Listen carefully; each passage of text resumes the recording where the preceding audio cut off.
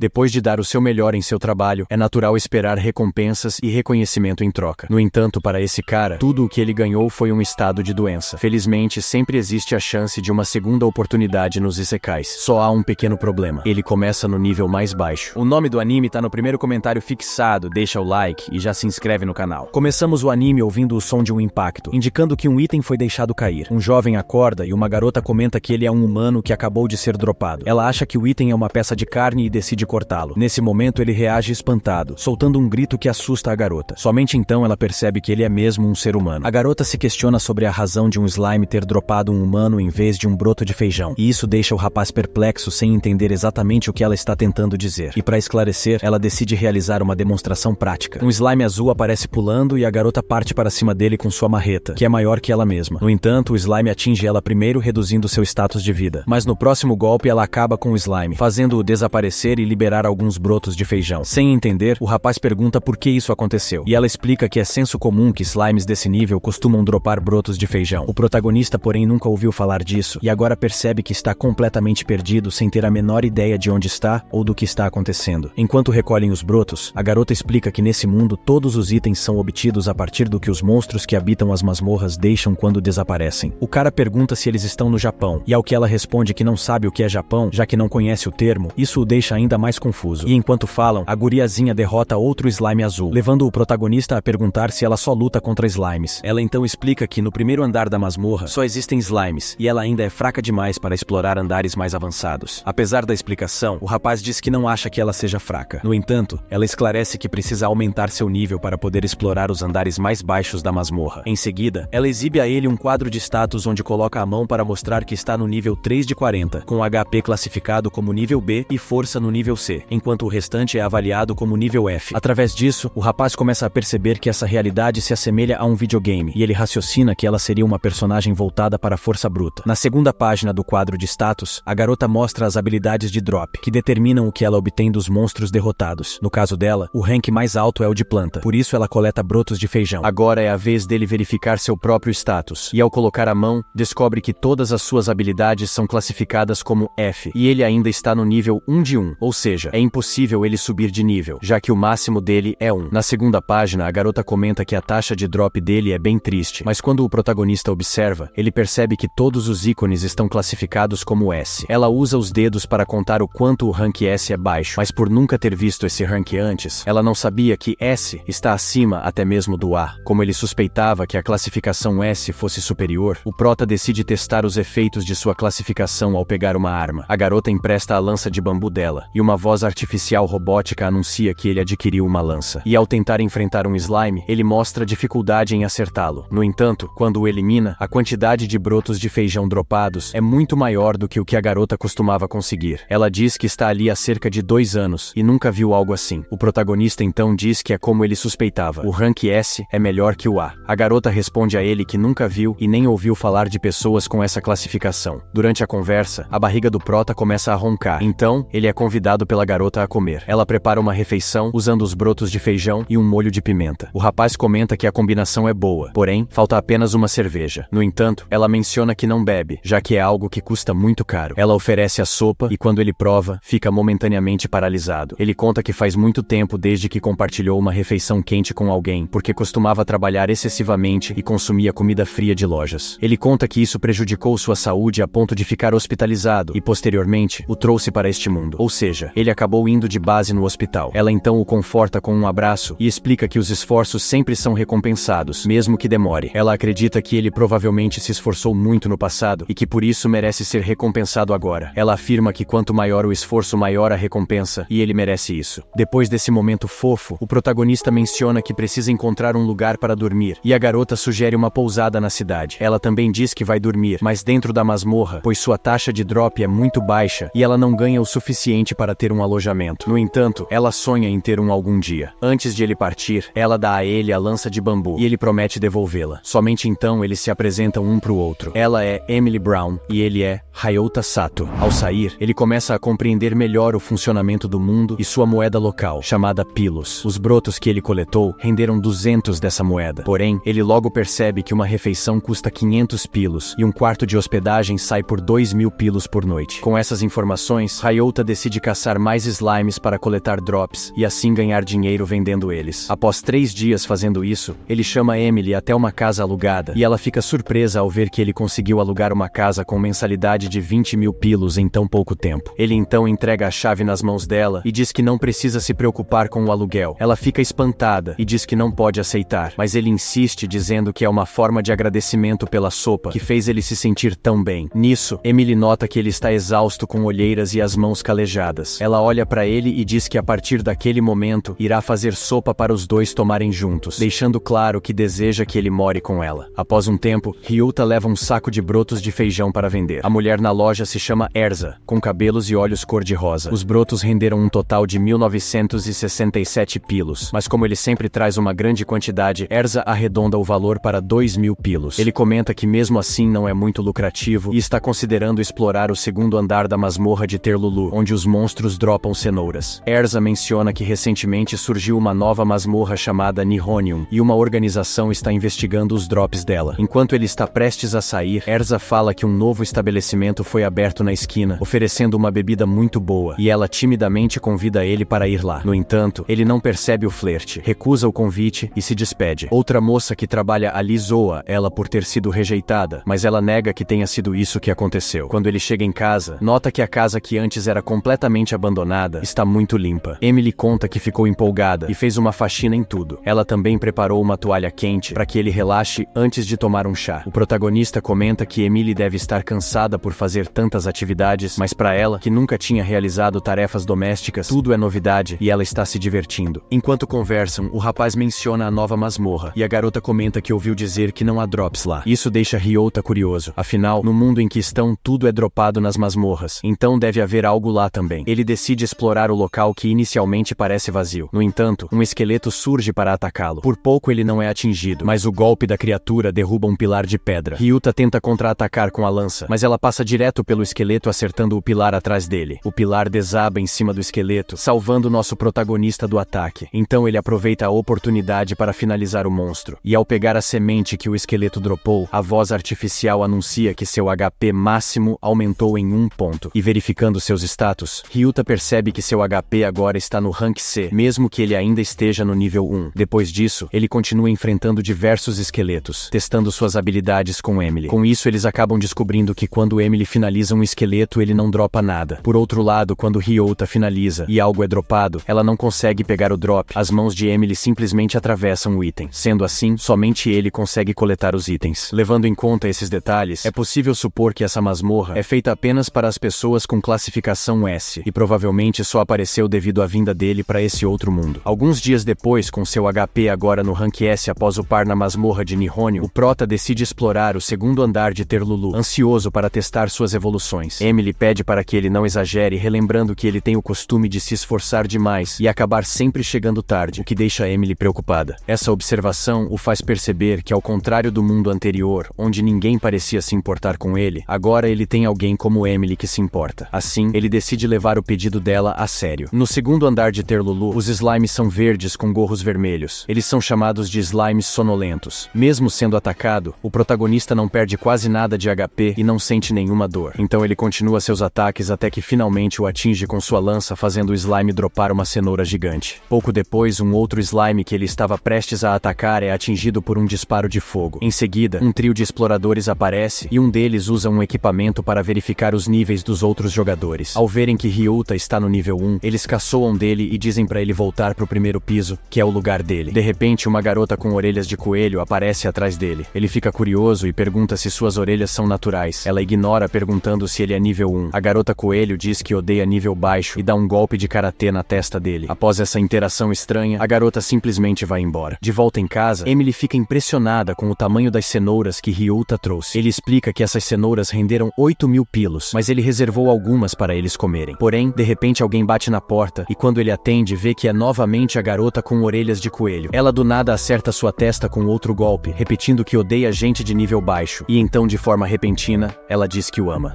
É isso e até o próximo recap do Tio Wasabi.